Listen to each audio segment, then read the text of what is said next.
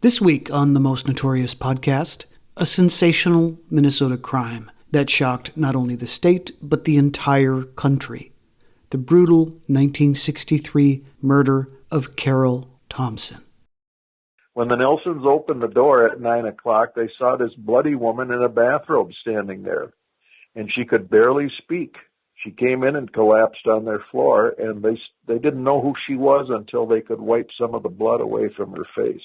And then they realized, much to their shock, that she was their neighbor, Carol Thompson.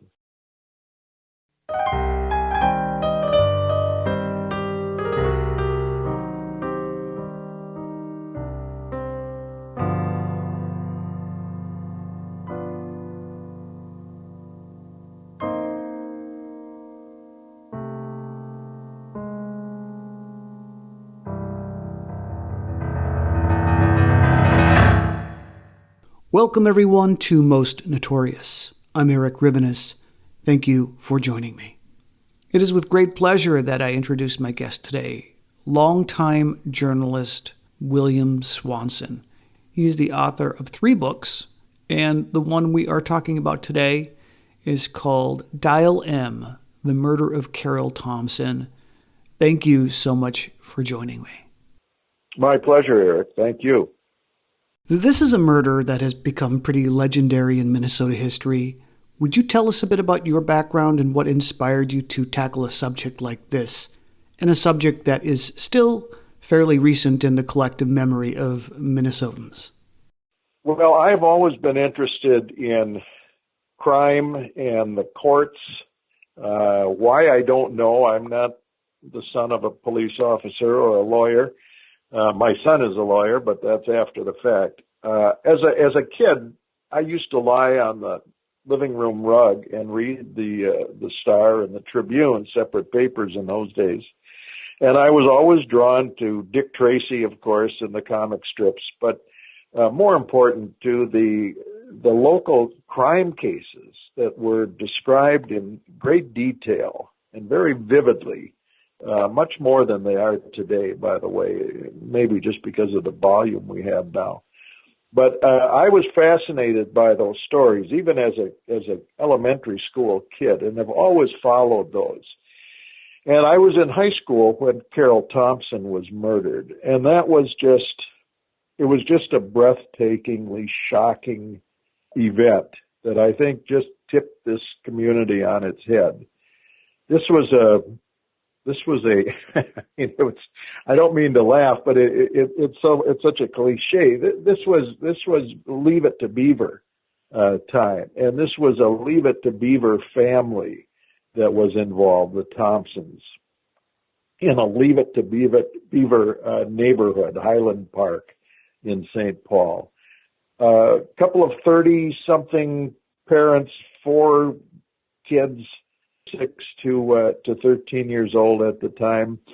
The husband was a lawyer. He wasn't quite as prominent as the papers made him out to be, but he was an up-and-coming criminal attorney, a very flamboyant guy who used to sometimes walk around town with a silver-handled cane and a bowler hat, and often with a very attractive woman on his arm, despite the fact that he had an attractive woman at home who was his wife. Carol, by contrast, was a very ordinary and much-loved housewife, as were most middle-class women at that time. They were housewives. She didn't have a career. But she stayed home and she took care of the kids, and she was involved in the church. She was involved in local scouts and YMCA, YWCA. She played bridge. She had a huge collection of friends, very close friends, people who loved her. And she was the only child of a St. Paul heating contractor named Otto Swoboda. Despite the fact they had money to send her to a private school, she went to Monroe High School, public high school in St. Paul at the time, and then attended Macalester College, where she met a young man from southern Minnesota named T. Eugene Thompson, T for Tilmer. This was a fairy tale relationship.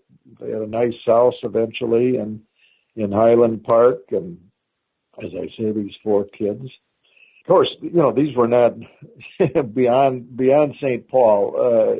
Not many people knew the Thompsons, but on March 6, 1963, Carol Thompson was brutally murdered in her home while T. Eugene Thompson was at work and the kids were at school. And the case just exploded, and there were fears throughout the Twin Cities and maybe even beyond of a homicidal maniac who had broken into the Thompson house and brutally murdered, bludgeoned her, and stabbed her to death, and then escaped without anybody seeing him. And this became just this tremendous whodunit for a couple of months. Well, eventually, and we can get into the details of this, it's fairly complex. But basically, there was this brutal murder in March of 1963, and the entire community was talking about nothing else. And as I said, the newspapers were all over this and provided great detail, not all of it accurate, but tremendous detail and photos, and it was like watching a movie, a very frightening and unsettling movie. And a couple months later, as it turned out, after some very interesting and accidental law enforcement experiences, T. Eugene himself was arrested, along with a couple of other guys, and he was charged with first-degree murder. He was charged with arranging, planning, and bankrolling the murder of his wife in order to secure $1.1 million in life insurance he had taken out on her during the previous year and a half, and allegedly to free himself up to marry a former secretary of his who he was seeing on a fairly regular basis. So that's and then there's this tremendous trial in the late fall of 1963 that resulted in his conviction and his sentencing to life in prison at Stillwater Prison. Who was first alerted to the fact that there was something wrong at the Thompson house? Well, this is interesting, too. Carol Thompson, despite the fact that she was profoundly hurt, she had a paring knife blade broken off in her throat. She had been battered beyond recognition by a man wielding a pistol. She managed to get out of the house and, dressed only in a bathrobe, stagger to the next door neighbor, whom she couldn't raise, to the neighbor after that, whom she couldn't raise. They either weren't home or didn't hear her, and finally ended up at the corner house, 3 houses away. And a doctor across the street happened to see her as she was making her bloody way down the block, and he ran across to this corner house, the Nelsons, and tried to save her. They didn't know who it was. When the Nelsons opened the door at 9 o'clock, they saw this bloody woman in a bathrobe standing there, and she could barely speak. She came in and collapsed on their floor, and they didn't know who she was until they could wipe some of the blood away from her face. And then they realized, much to their shock, that she was their neighbor, Carol Thompson. What was the evidence found at the scene of the crime? Well, there wasn't much. There were no fingerprints that were helpful. There was a length of thick rubber hose that was found in the bathroom. And there was one bathroom in the house upstairs. There was a bathtub about 5-6 inches filled with water. And there was some disarray in the master bedroom. Then there was a great deal of blood down on the main floor by the front door. And there was a couple of shell casings and a broken what appeared to be the handle of a broken handle of a pistol, lying in a pool of blood. There were also a few footprints in the snow. It had been snowing that morning, leading from the front door down to the main sidewalk. They were men's footprints, and there were some traces of blood in those footprints. There was some blood also on the kitchen or on the bathroom sink, where the killer had tried to clean himself up before leaving the house. So there was stuff, but there wasn't the crucial fingerprints, and there were no eyewitnesses, which is an interesting little sidebar to this too. It's very conceivable that the literal killer, the hitman, a man named Dick W.C. Anderson, a Korean war vet with a Purple Heart. It's very possible that he walked down the street. This is broad daylight now. This is after 9 o'clock in the morning. As Carol Thompson had just reached the Nilsson's house. And it's entirely possible, and this blows my mind, that Dr. Pearson, who had run across the street to help after seeing poor Carol stagger to the Nelsons, literally crossed paths with her killer without, of course, knowing who it was. He had parked down the block and around the corner, and that's so he was going to his car at the time. But it's one of several really curious questions that remain after all these years. Why was she able to leave the house? Why didn't he finish her there? Well, he thought he had finished her.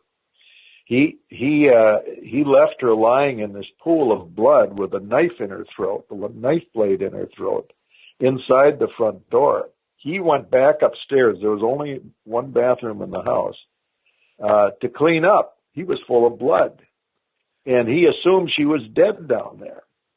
And as he's cleaning up, he hears the side door open and close.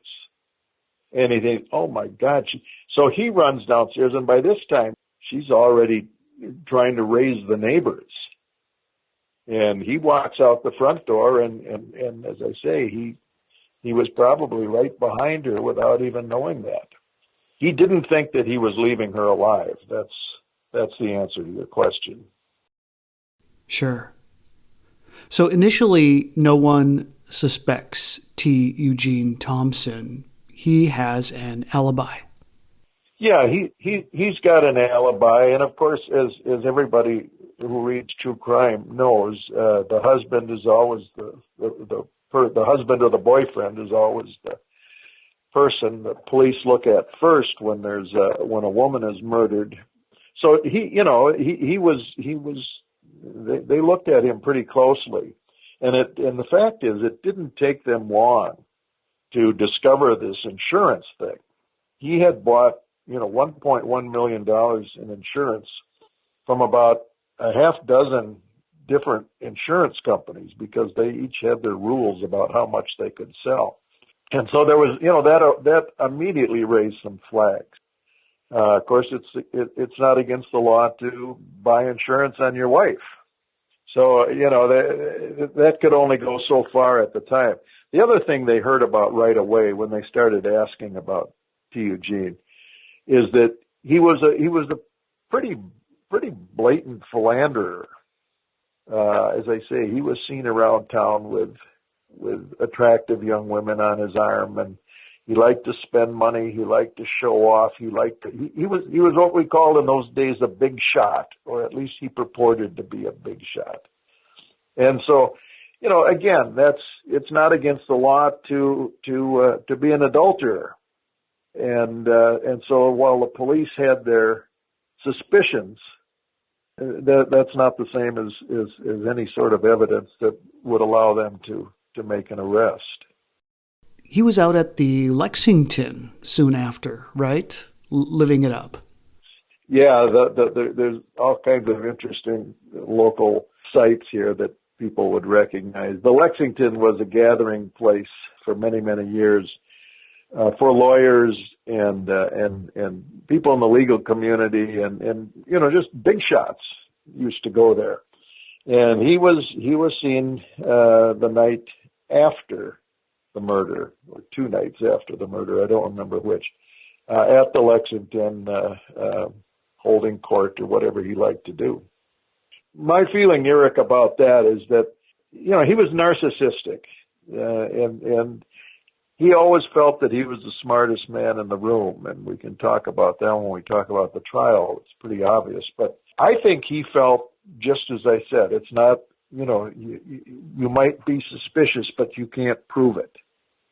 I wasn't there, and nobody saw me there, and nobody can connect me with that case. So you can think all you want. I don't care. You can call me a philanderer. You can call me. You can say, well, he was buying all this insurance, but that doesn't prove a thing. I think he counted on that response right until the guilty verdict 9 months later. Did he act like a grieving husband after the murder? How did he hold up to questioning by police? Yeah, he did. He did act as a grieving husband. Carol didn't die right away. She was taken from the Nelson's house in an ambulance to the old Anchor Hospital, and she died 3 hours later, despite the best efforts of the emergency room team there. He was there, and he was weeping, and he was doing his best to answer questions from the police. He was trying to, he appeared to be a grief-stricken, cooperative victim's spouse. That was the role he played, and apparently he was fairly convincing. It is quite possible that his real grief, the reason he was crying like that, was that this plot did not unfold the way he intended it to unfold. She was supposed to have drowned accidentally in the bathtub. The plot was for Anderson. Actually, it wasn't even Anderson. Anderson was a subcontractor to this murder. But the killer was supposed to enter the house the night before. He was supposed to come up in the morning after everybody had left, hit her on the head with this length of rubber hose, stun her or knock her out, then take her into the bathroom and submerge her in this water that Eugene had left after his bath. So when the kids came home, and this is one of the really grisly parts of this, he obviously intended for one of his children, perhaps his youngest, his 6-year-old daughter, Amy, to come home from school, call for mommy, couldn't find her, goes upstairs and finds her floating dead in the bathtub. That was the plan. There wasn't supposed to be any blood. There wasn't supposed to be this hideous bloodbath that took place outside his living room. It was supposed to be neat. She was supposed to be an accidental drowning victim. And they think when he heard that she had been beaten and stabbed to death, that was probably the real cause of his shock and grief. You don't have to be too cynical to think that if you know much about this man. Right. So Thompson, as a criminal attorney, had some connections to the underworld. Oh, yes. Yes, he did indeed. Right. How did detectives put the pieces together? How did they find the men that were responsible for Carol's murder? Well, the police got lucky. As I said, they didn't have much evidence, and they had no eyewitness accounts once Carol was gone. But they had these pieces. They determined that these are plastic handle pieces from a Luger pistol. And they finally, after getting no response in the community, they found nobody who could help them on this. They went on television, local television, with a mocked up Luger with these plastic laminate handles on it. to see if there was anybody who noticed it. Well, lo and behold, a couple days later, a traveling salesman from Minneapolis, comes forward and says, "Hey, I think that was from my gun." He said, "I was burglarized. My apartment in Minneapolis was burglarized while I was traveling a month ago. And among the stolen items was my Luger pistol. And I had made that hand grip." So they had that connection right away. They knew where the gun came from. And then, by further coincidence, two men, in those days, the newspapers called guys like this police characters. They were people, kind of low-level criminals. They were into check kiting and car theft and the occasional burglary and so forth. These two guys were caught trying to hold up a bar in St. Paul. They were taken to headquarters and questioned. And it turns out one of them confessed to breaking into this salesman's house or apartment a few weeks earlier. And there is the connection to the gun. They had taken that gun.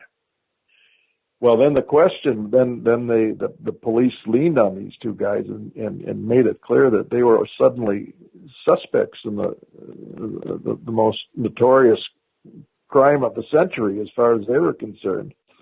And they started talking. They were talking about a relationship with a St. Paul man named Norman Maestrian. His real name was Mastriano. It's from Duluth. He was a crook. He was probably a murderer. He had been a fairly successful boxer, amateur boxer, and he was a classmate at Macalester with Eugene Thompson and Carol Thompson. Talking about small world. And it turned out that he had been a client in a murder case of Eugene Thompson. So all of a sudden, these little connections are starting to snap into place. The two burglars testify that Maestrian had recruited them for a murder, for a hit of a housewife in St. Paul. Didn't give the name, but said that she was a woman who had to be murdered. They turned it down. They were burglars. They were thieves. They weren't murderers. And it turned out that another man in this small group, Dick Anderson, was desperate enough where $2,000 or $3,000, which was the offered payment, was enough to get him to agree to this. So there you had the link between Thompson and Maestrian and Anderson, who were the three principals in this case. Thompson hired Maestrian, whom he knew, and I think he felt that he had Maestrian by the short hairs because he knew as his attorney what had really happened in that earlier murder case that Maestrian had been accused of. Maestrian, as it turned out, and unbeknownst to Thompson, decided apparently he could not do the job himself. This was even beyond him, murdering a woman and mother of 4 children. So he sublet it. He subcontracted the job. He auditioned these 4 guys, each of whom turned him down, except finally Dick Anderson accepted the job. It's just one of those bizarre stories that attracted me to the case, among many others. These two low-life characters remind me, and others, of Steve Buscemi and his partner from the movie Fargo. Yeah, I know. That always comes up. There are some similarities there. The Coen brothers, of course, are totally unhelpful when asked about that. I doubt if the Coen brothers grew up in St. Louis Park, they would have known about this case. Everybody knew about this case. And so, if you're writing a crime story about killing your wife, that Thompson case is going to resonate to some degree. But I think it's a stretch to say that that Fargo was based on, despite the similarities, that Fargo was based on the Thompson case. So when does law enforcement realize that they have enough to make arrests, and how do these arrests go down? Well, Anderson is arrested. Maestrian is arrested. Anderson Maestrian denies everything, as did Thompson. Both men go to their graves many, many years later, decades later, denying any involvement in this case entirely. So there's no information coming from those two. But Dick Anderson, who was an alcoholic and a drug user, and really a pretty pathetic case, his marriage had broken up. As I say, he had been wounded in Korea. I talked to a guy whose father had served with Anderson in Korea, and he was not, he might have been a soldier. He was a Marine, actually, but he wasn't a killer, and he did this out of desperation, apparently, and was truly remorseful. He also was able to describe the case and the whole connection, as far as he was concerned, in very specific, direct terms. And he eventually became the key witness in the trial of Eugene Thompson. But he was able to make those connections and tell the whole story. And when Anderson had finally emptied himself on the record to the police and the prosecutor, the police went up to Forest Lake, Minnesota, about an hour north of St. Paul, and arrested Eugene at his lake home. And he did not resist. He did not cop to anything, but he did say, "If I knew you wanted me, I would have come in." Now, they had talked to him several times prior to this.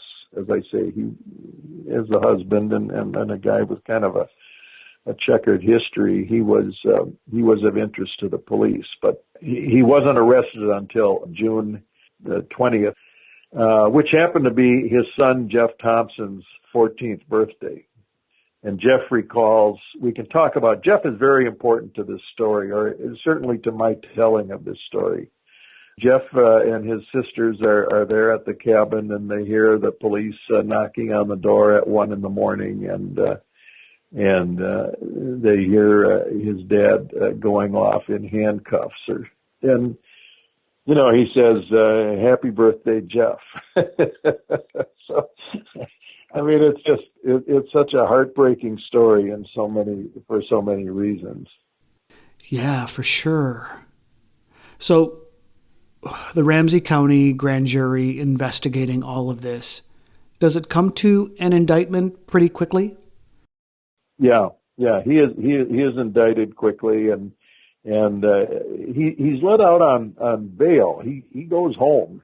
And the kids, by the way, and this is a very interesting part of the story, an important part of my book anyway, these 4 kids, especially the 3 older ones who are really old enough to kind of understand what's happening to them here, they are baffled. I mean, not only are they heartbroken by the loss of their mother, but, you know, what are they talking about? My father killed my mother? It was just inconceivable to these kids. And there he is living with them. I mean, he spent the summer of 1963 at the house with the kids, and they had a housekeeper that they brought in to help out that was paid for by Carol's parents. And but there he is, and he's coming and going, and he's working out of his house, and he's bringing back the occasional attractive woman. I mean, this guy, I don't know what kind of language we can use on your podcast, but I mean, this guy had balls of a gorilla. I mean, he was shameless, and he was absolutely shameless, and you know, of course, he denied everything, and he made it clear that you know, to his kids, that he was entirely innocent and that this would pass. And the poor kids, they were, at first, they were, a couple months after the murder, they were major celebrities actually in their neighborhood. Everybody wanted to have them over for birthday parties and have them over for dinner. And part of that was that people like to say, well, we had one of the Thompson kids for supper the other night, because everybody was talking about the case. And they felt sorry for them, and they were really, really very nice to these kids, all four of them. As soon as T. Eugene was arrested and indicted, that changed, and these four kids became pariahs. As Margaret said, it was as though we had murderers' children stamped on our foreheads, and they were shunned, and they were avoided. Parents were afraid to have their kids play with the Thompson kids, as though there was bad seed, that these kids were bad seed, and that it was almost a contagious thing, this murder. It was just awful. These kids, and I got to know them very well, especially Jeff, really suffered a great deal. And it's why I like to say that, the victims of these crimes are far more than just the poor person lying in the pool of blood on the floor. It extends broadly and forever. It doesn't go away. I'm still I got very close to Jeff, and it's still an issue with those kids. All these years later, they still have these bruises from the murder itself and from the treatment by the community. Do they believe now that their father was guilty? Yes. As I describe in the book, this, what they call a kitchen court that they convened in 1986, after T. Eugene was paroled. He was paroled after 19 years. He was convicted, sentenced, and paroled after 19 years. And when he came home, his daughters, now grown, of course, and mothers themselves in a couple of cases, they were very ambivalent about him. They weren't sure if he was guilty, despite the fact that the court had found him so. And they had what was Sam Roberts of the New York Times in his obit of T. Eugene called an equivocal relationship with their father. He would come to their homes and he would have dinner with them occasionally, or he would take them out for dinner.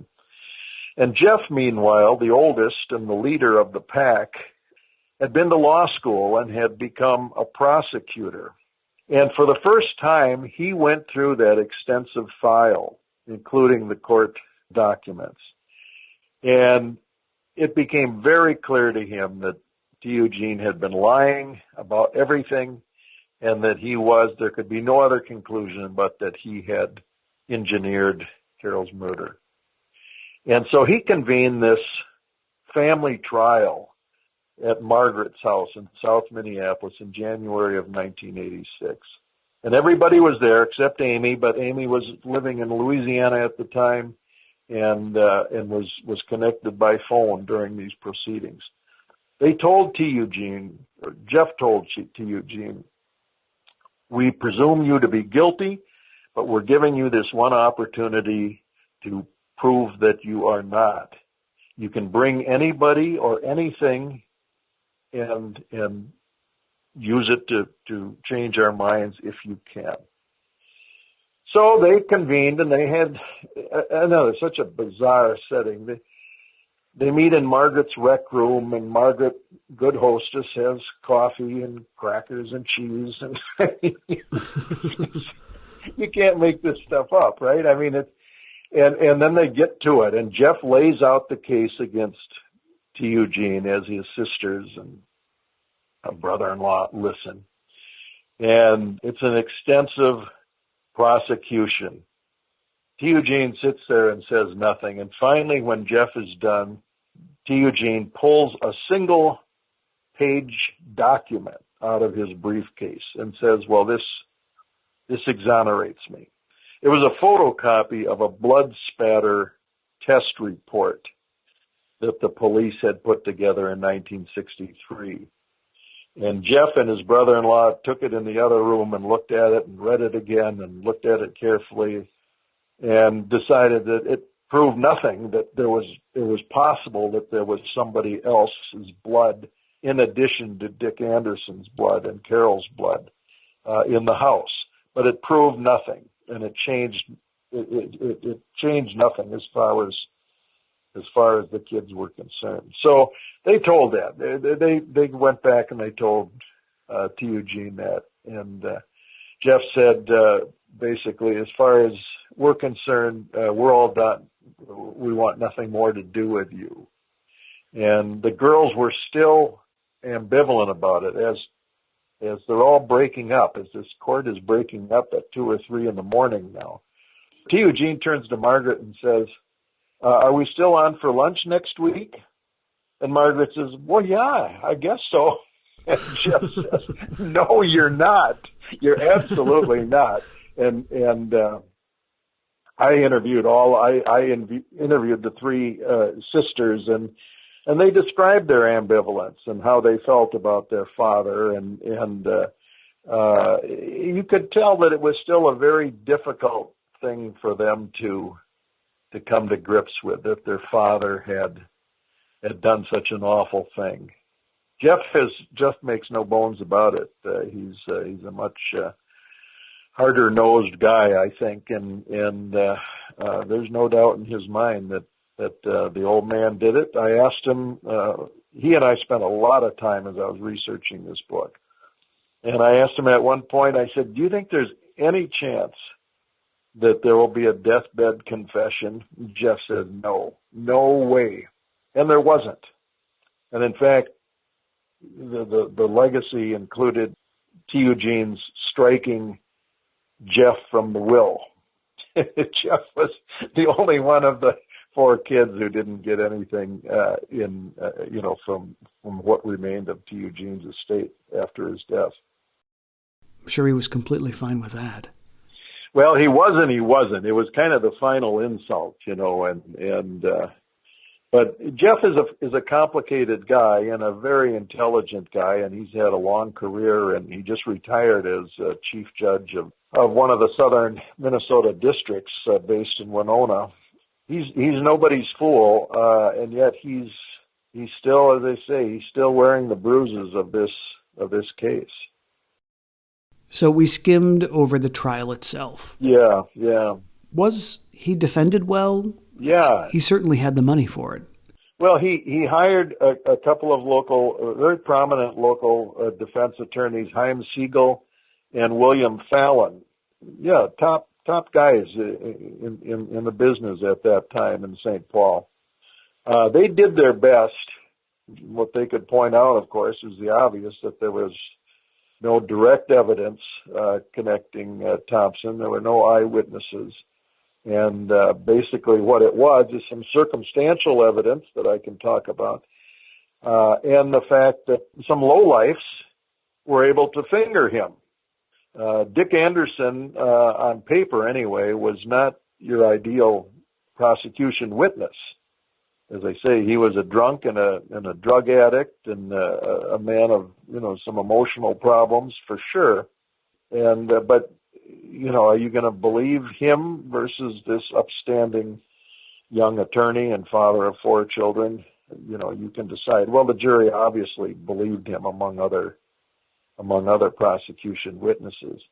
The court record, the verbatim record of Anderson's testimony is really striking, and I include a lot of that in the book because it is a clear-headed, very direct, no bullshit description of a bloody murder, of a heinous crime. And it's impossible to read that, and obviously it was impossible to hear that at the time without believing Anderson. He was so convincing without any histrionics or anything else. He just had that detail that was stunning. And there was nothing, Thompson testified himself, which is further proof of his egomania. I'm sure his attorneys, I talked to William Fallon for the book. Siegel had passed away by that time. Fallon couldn't confirm or deny this, but they had to have told him, for God's sake, don't get on the stand. That's the last thing you want to do. Well, Thompson, as I say, believed that he was the smartest man in the room always, and he took the stand. And he was just awful. He came across, again, you read the verbatim testimony. He came across as supercilious and condescending and quite obviously lying in many cases. Totally unbelievable and totally annoying. I mean, you would just dislike this guy if for no other reason than the way he spoke at his own trial. And when you contrast that with the testimony, the honest, candid, down-to-earth, direct commentary that Dick Anderson had provided, you realize the difference between these two men. So you write in your book that just a couple of weeks prior to the murder of Carol Thompson, a Catholic schoolgirl named Mary Louise Bell was stabbed multiple times, murdered near Minnehaha Falls. That crime was just as gruesome, if not more, but the Thompson case was far more sensational, a national case as well. Well, it was internationally reported, actually, yes. Right. Why do you think this one rose to the top and captured the consciousness of Minnesota? Good question. Keep in mind that this was 1963, and murders did not happen at the frequency, or certainly were not reported at the frequency and in the volume that they are today. Second, this was a particularly stunning case because of the victim, because of the neighborhood, because of the brutality, and because eventually the identity of the perpetrator, of the brains behind this as it happened. It also, this was 6 months, well, more than that, almost 9 months before the assassination of John Kennedy. The country had really not been shocked the way the Thompson case did, and certainly the way the Kennedy case did. So that's all new, and the fact that the victim was such a well-liked woman and was such just kind of an ideal, almost an iconic Betty Crocker type housewife. That was part of it, and the fact that it was in her own home, and that this was a home like, it was the home that if you didn't live in a home like that, you probably aspired to one. It wasn't fancy, but it was certainly very comfortable, upper middle class, in a very upper middle class, supposedly safe neighborhood. I think all of those things. And then this tremendous, overwhelming press coverage. Remember, there were 4 daily papers in the Twin Cities in those days. Minneapolis and St. Paul each had 2 papers. And the coverage was just top of the fold every day for the better part of a year.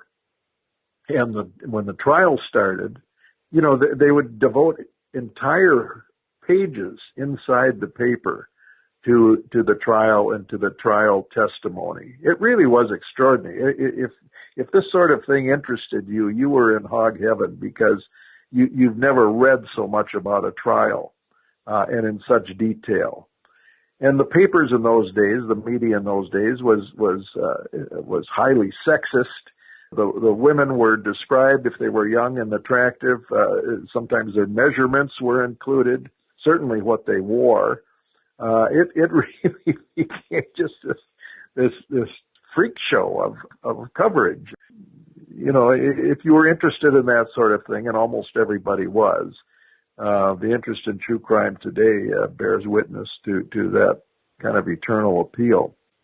This was unlike anything you had experienced before. What happened to Maestri and Anderson? They were tried in separate trials 6 months after T. Eugene was. They were both convicted after long trials and sentenced to life in prison. They all were sent to Stillwater initially. And shortly after they arrived, Dick Anderson recanted and said, no, he alone was guilty of the murder of Carol Thompson.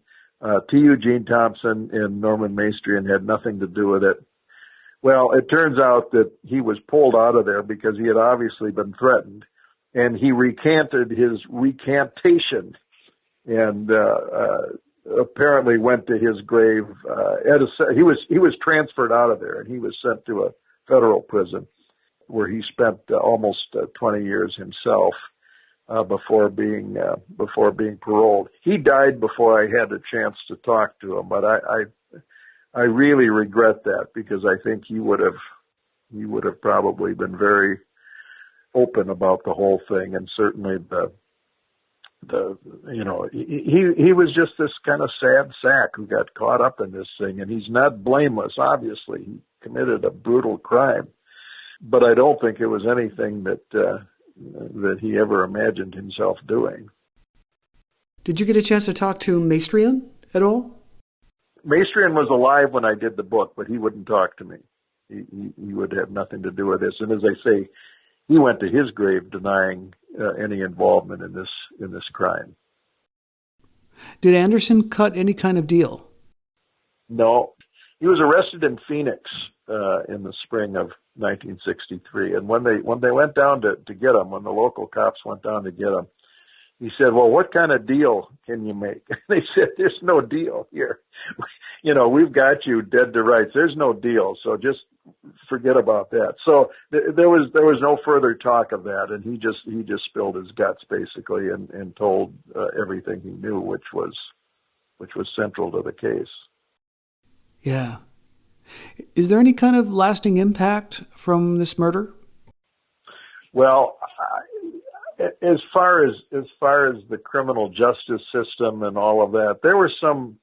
Jeff Thompson, as I say, a lawyer, he would encounter in court occasionally reference to the Thompson case. There would be some legal rule that was affected and maybe changed by the Thompson case. But what I found is that it's just this kind of surreal expansion of just influence in everyday life. I have spoken to many, many dozens of book clubs and readings and interviews, media interviews, and I've never been to a single gathering, and this is the honest truth, where somebody hasn't come up afterward, in some cases 2 or 3 people, with a personal connection to this case. It's just uncanny. Somebody was a guard at Stillwater when Thompson was there. I got a call from a retiree in Wisconsin who said that he had been the stenographer, the court reporter, when Dick Anderson provided his testimony. And he said he had just finished reading my book, sitting there at his cabin in Wisconsin. And he said as he's reading that testimony, which of course he had put down verbatim as part of his job in 1963, he said the hair stood up on his arms. It just had that kind of effect. People who told me that their mother, several people told me this, their mother wouldn't let them go out and play for several weeks after the murder. There was this, it was a whodunit for a while. And there was concern about this, this bloodthirsty killer out there. And there were people who insist that they started locking their doors at night after the Thompson case. I heard that from several people. There was just all kinds of people whose mothers had played bridge with Carol Thompson, people who had known T. Eugene Thompson downtown, people who had been to school with the Thompson kids. It was just kind of amazing. I was totally surprised by that kind of info. Everybody remembered the case. Everybody had stories about the case. In many cases, quite wrong. There were all kinds of rumors out and about, as there always is with this sort of thing. But the fact that nobody I ever approached on this said, who? Thompson, who? I mean, that has never happened to me on anything else that I've written over the years. He died in 2016, right? 2015. Yeah, he died on his 88th birthday. Did you try talking to him? Oh, many times. And I did talk to him. I talked to him informally several times. You know, he would be at some of these family gatherings that I was invited to, years later when I was working on the book. I would be invited to, I was at Jeff and Diane's wedding, for instance, and I was at graduation parties for the girls' kids and, career celebrations and so forth. And he would often be there with his second wife, by the way, who died of natural causes, I always point out. But he would be there, and he was a world-class schmoozer. He knew who I was, of course, and he didn't like me at first, but then because I was just part of the furniture, he decided that he could live with me. And so we would talk about all kinds of things, baseball and health and whatnot, local events. But he would never talk to me about the case. He said, I would love to, he said, in his usual blustery way, but I'm afraid it would affect my standing with the parole board. But yeah, I talked to him many times, and I've seen him in action, and he's a very charismatic guy in a curious way. People were kind of drawn to him, certainly women, right to the end. Right to the end. That must have been a little surreal, knowing that you were talking socially to a murderer. Well, totally surreal, and he was a close talker too.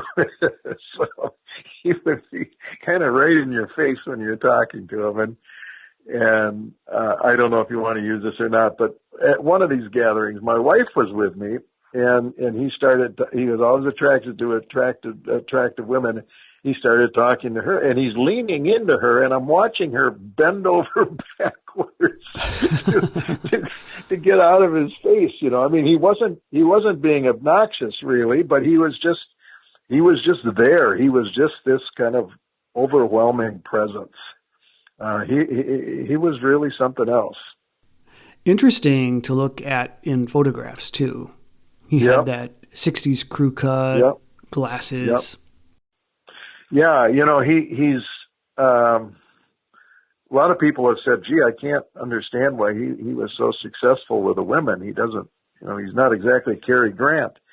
But he was, and I think he was just, he could turn on the charm, and some people found that irresistible. Yeah, he definitely had confidence. He was sure of himself. Oh, definitely confident. Yes. He was quirky in the sense that as a younger man, he believed that he was clairvoyant. And, he just had strange things like that. He'd have these dreams that he felt meant something. And, how much of that was just bullshit or how much of it he really believed, it's impossible to know. Oh, yeah. You wrote in your book that he thought he could see the future. Yeah, he did. He claimed to have foreseen the accidental deaths of two of his siblings, one in a car accident, I believe, and the other on a motorcycle. So, but, a man like that is, he's totally unbelievable. You can't take anything for granted that he tells you. Yeah. Has anyone ever approached you about making a movie about your book? Oh, yes, that's a sad story. I signed an agreement with a couple of young guys from Los Angeles who had read the book and were very interested in this story, and one of them had actually created a screenplay, and he was one of the writers on the Ozark Netflix series, and I mean, these were legitimate guys, very young, but they couldn't raise the money. I mean, this is the roadblock for so many films.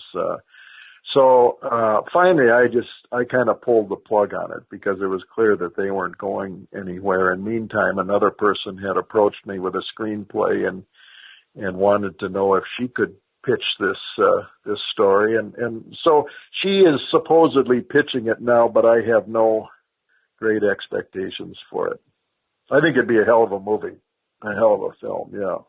And ideally, it would be a like a 6 or 7 episode Netflix series, because it would need that much time to really get into the details of this case.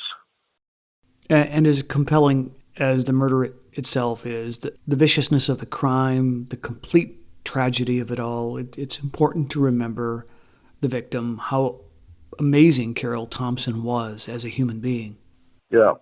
And the family aspect of the story as well, how her children coped with their grief for so many years. Yes. Yeah. Well, and that was a big part of what drew me to the story too. I was interested in the crime and the details of the crime, and what I remembered of it and what I would learn about it.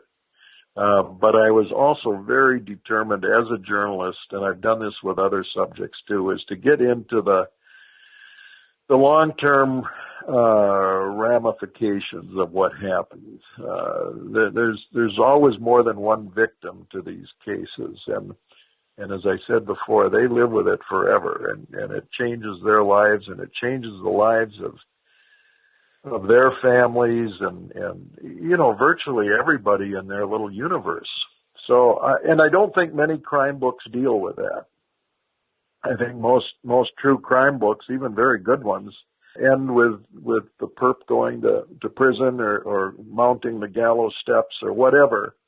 Very few deal with the aftermath, and I was very interested in doing that, for better or for worse. So for people interested in your book, it's available in bookstores, online. Yeah, probably more easily online these days. It's a 2006 book, so it's 14 years old. You'll still find it occasionally in bookstores whenever I look, but Amazon or Barnes and Noble or online would probably be the easiest way to track it down. And it's available in paperback as well. So, well, perfect. Thank you so much for your time today, Bill. My pleasure, Eric. Again, I have been speaking to William Swanson. He is the author of Dial M, The Murder of Carol Thompson. If you enjoyed listening to this interview, please head over to Minnesota's Most Notorious this week, where I interview Bill Swanson again about another one of his books. It's about the bizarre 1972 kidnapping of Virginia Piper. This has been another episode of the Most Notorious podcast, broadcasting to every dark and cobwebbed corner of the world. I'm Eric Rivenis, and have a safe tomorrow.